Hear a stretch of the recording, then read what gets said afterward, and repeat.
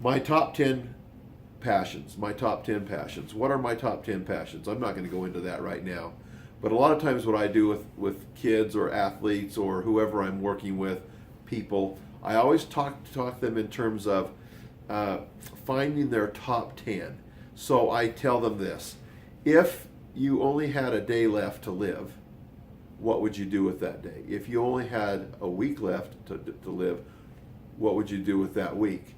If you only had an hour left to live, what would you do with that hour? Give me the things that you like and you enjoy and you're passionate about the very most. It could be your family, it could be your church, it could be your job, it could be a sporting event, it could be a hobby, it could be going to see a loved one. It doesn't matter what your top 10 are, but always, if you can, number your priorities, the things that you love most that are your top 10. For example, let's say a top 10 might be maybe your favorite thing. Like one of my favorite things is to go dirt biking. That's not my top 10, but let's just say dirt biking is your favorite thing, or talking to your mom and having your mom tell you stories about when she was young.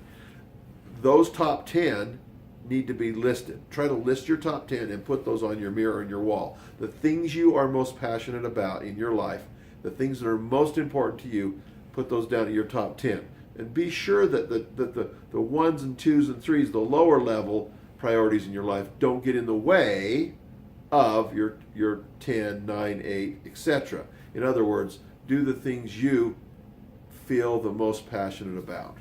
And it's very easy as you list these items, 1 through 10, 10 being the most important.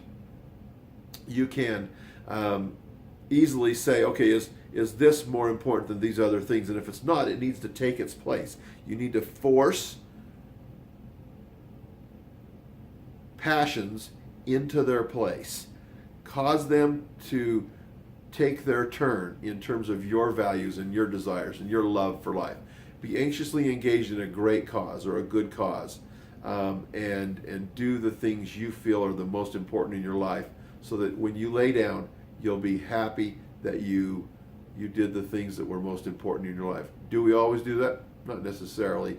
We sometimes get other things in the way. Of course, we have to do things like work, and we have to do things that are responsibilities. Of course, responsibilities are important, because if we don't do responsibilities, we don't have the benefit of, say, living in a home or having a job. You need to get to a job on time. You need to perform well at your job. But there are priorities in our lives that are so important to us that those things need to be in the top 10. And the ones that are lower than that, be sure that they don't overtake the other values that are more important. So don't let the tail wag the dog.